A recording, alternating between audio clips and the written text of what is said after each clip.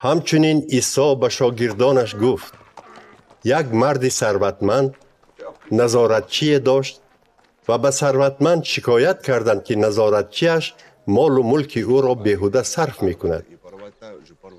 خواجه‌اش وی را جیغ زده گفت: من درباره تو چی ها می شنوم؟ به من حسابات ده که چی کارها کرده ای، چون که دیگر نظارتچی من شده نمی توانی. آنگاه نظارتچی از دل گذراند: چی کار کنم؟ خواجه مرا از کار می راند. من از عهده کلنزنی نمی برایم و از گدایی کردن هم شرم می دارم. یافتم چی باید کنم. باید کاری بکنم که وقتی بیکار ماندنم آدمان مرا به خانه هایشان راه دهند.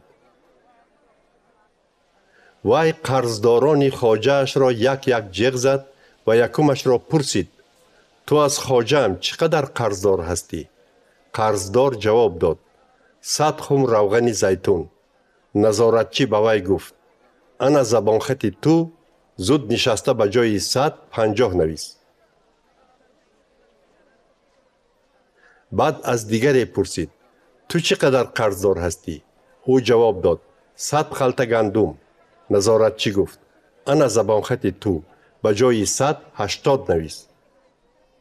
ولی خواجه‌اش نظارتچی فریبگر را تعریف کرد که زیرکیش را به کار برده چنین کرده است. آخر آدمان این دنیا در مناسبت با آنهایی که مثل خودشان هستند نظر به آدمان نور که از آن پادشاهی خدا هستند عاقل‌ترند. پس من به شما میگویم پول و مال این دنیا را به آن صرف نمایید که برای خود دوستان را پیدا بکنید تا در وقت تمام شدن بایگریتان آنها شما را در خانه های ابدی قبول کنند. کسی که در کار میده وفادار باشد در کار کلان هم وفادار میماند. همچنین کسی که در کار میده به انصاف باشد در کار مهم هم به انصافی میکند. پس اگر به شما بایگری این دنیا را باور کرده نشود، کی به شما بایگری حقیقی را باور میکند؟ و اگر به شما مال بیگانه را باور کرده نشود، کی مال خودی شما را به شما میدهد؟ هیچ خدمتگار به دو خواجه خدمت کرده نمیتواند، چون که یکیش را دوست می‌دارد و دیگرش را بد می‌بیند، یا به یکی وفادار می‌ماند و دیگرش را پسند نمی‌کند.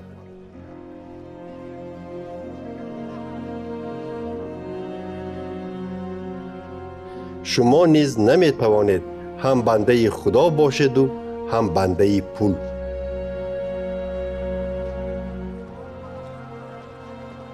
فریسیان که پول پرست بودند همه این را شنیده عیسی را مسخره کردند. ولی او با آنها گفت: شما همان آدمانی هستید که خود را در پیش مردم بی عیب نشان می دهید، لیکن خدا از دلهای شما با خبر است. چیزی را که آدمان عالی درجه می شمارند در نظر خدا نفرت آور است.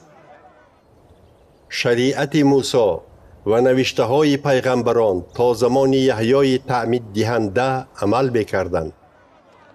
از وقت یحیی سر کرده خوشخبری پادشاهی خدا اعلان کرده می شود و همه کوشش می کنند که زوراً وارد آن پادشاهی گردند.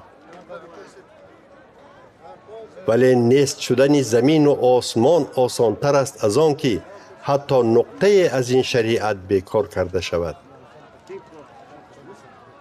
هر که از زنش جدا شده زنی دیگر گیرد زنا می کند و هر که با زنی از شوهرش جدا شده خانه‌دار شود زناکار است.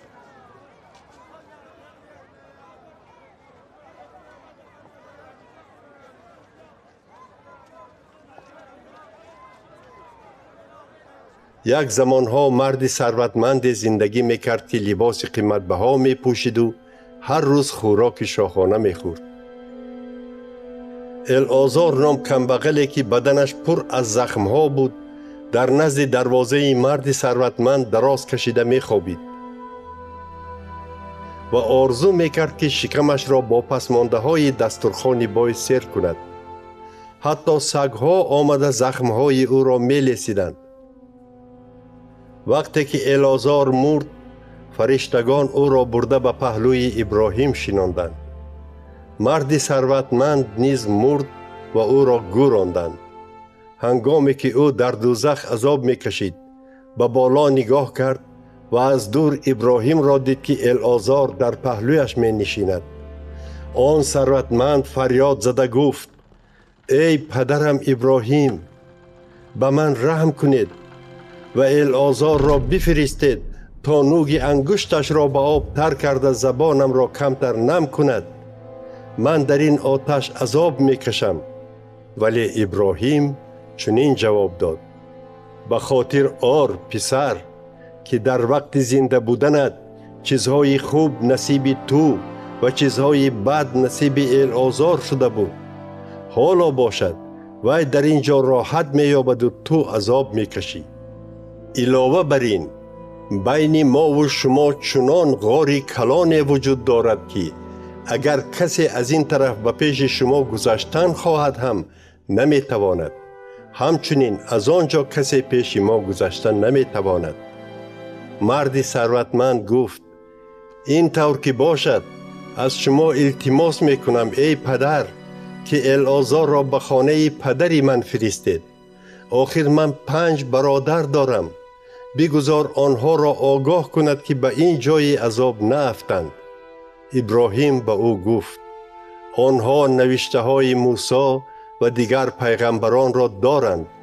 بگذار به سخنان آنها گوش دهند. اما مرد گفت: نه پدرم ابراهیم، تنها اگر یکی از مردگان نزدشان رود، آنها توبه کرده از گناه دست میکشند. ابراهیم جواب داد: مادامی که آنها به سخنان موسی و پیغمبران گوش نمیدهند، حتی اگر مرده زنده شود هم آنها باور نخواهند کرد.